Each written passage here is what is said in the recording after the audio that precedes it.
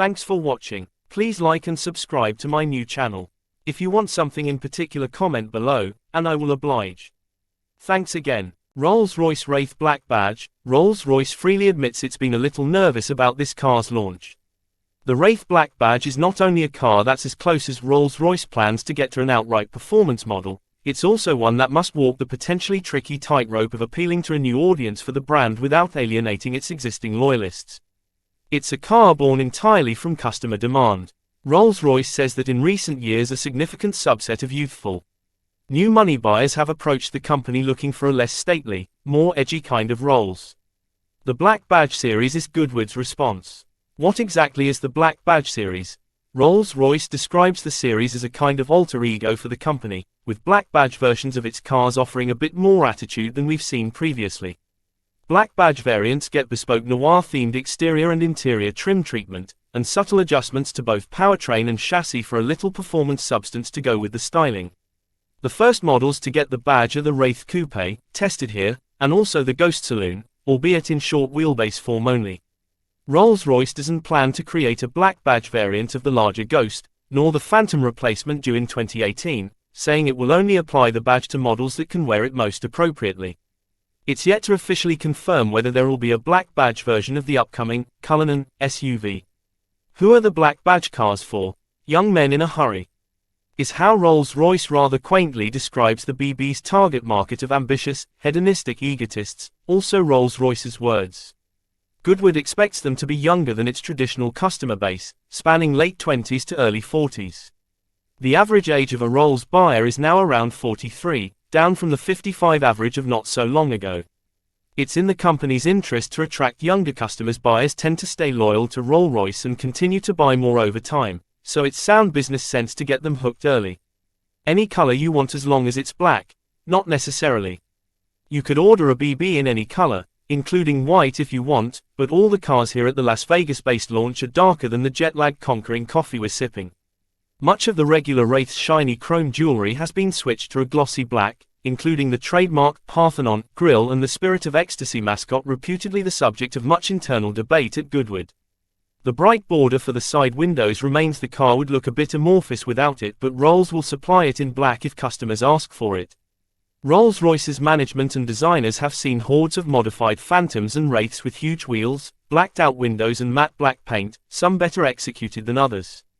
Clearly the demand is there for Rolls-Royces of that type, they surmised, and whatever aftermarket tuners can do, Goodwood's design team can undoubtedly do better. Exhibitor being the Wraith BB's composite wheels, made from 22 layers of carbon fiber with a 70s-inspired square-spoke theme aluminium hub bonded to the rim. There's further scarily expensive composite work on show inside, with technical weave, dashboard panels blending eyelash-thin slivers of aluminium with carbon fiber.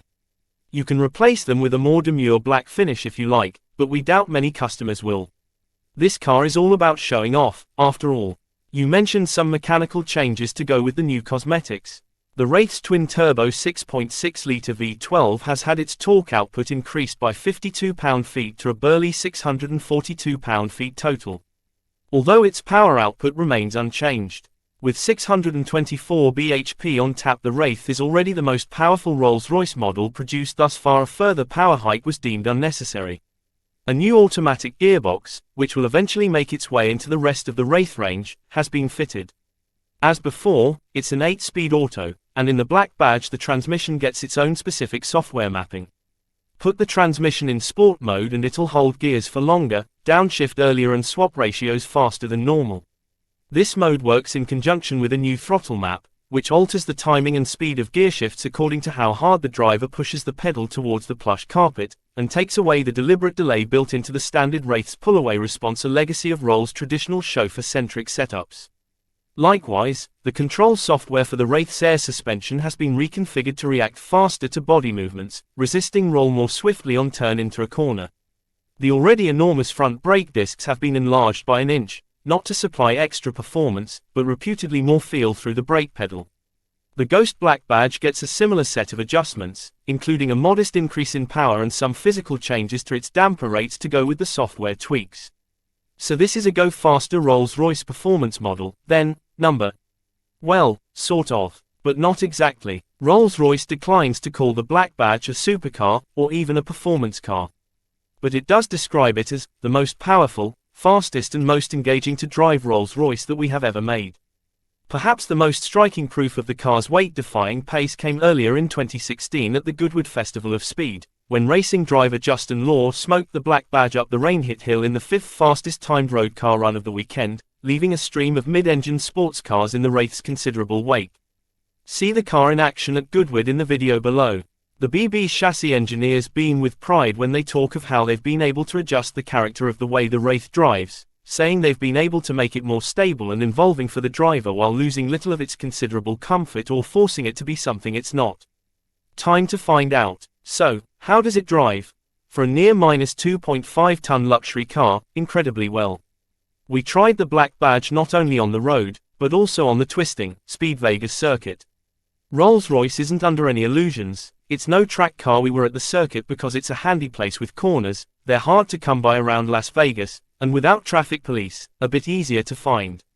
On the circuit, you can sense the way the recalibrated air suspension software controls the Wraith's considerable weight transfer more tightly than the regular car, and allows it to be placed with real precision in longer, faster corners. The nose doesn't dive under braking in as exaggerated a way, and the brakes themselves have a reassuringly progressive, easily modulated feel. Those bigger front discs do their job well. The developers have deliberately allowed a little of the V12's note into the cabin than before with a little strategic sound insulation removal, because it would be strange if we didn't, but it only makes itself heard under heavy acceleration. The rest of the time it's as refined as ever and from the outside, near silent. It's slightly bizarre seeing the Wraiths tear past the pits at great pace, accompanied only by the whoosh of tires on tarmac. On the road, we escape the city for the heat of the desert. An unrecognizable camouflage-bound prototype flashes past on the opposite side of the road, no doubt on its way back from durability testing Death Valley, and head for Mount Charleston. The Wraith's handling balance is equally impressive here, but it remains an easy-going, comfortable car to lope along in just as it should be. And of course, heading back into the city along the Las Vegas Strip. A million light bulbs reflecting in its glossy paintwork, the Black Badge feels very much at home. A car with attention-seeking and conspicuous excess at its core in its natural habitat. Is it a limited edition? How many will be made? And how much does all this badge baiting cost?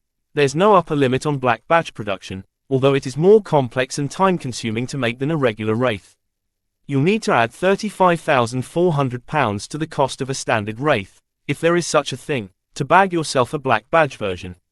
Though most Rolls-Royce customers probably don't think much about list prices. My thoughts: Rolls-Royce may be apprehensive about the brand appropriateness of this meaner-looking, faster-traveling Wraith, but its designers and engineers have fulfilled the customer-led brief very neatly. The chassis changes have made it as appealing to drive as it is to be driven in, without turning it into something it shouldn't be. And though the trim tweaks will appear gauche to some eyes, they do give the car a character all of its own. And if you're in the market for a car that costs more than £250,000, it's character that seals the deal. Much like Las Vegas, the Wraith Black Badge is overblown and unashamedly egocentric, but to some it'll be irresistible.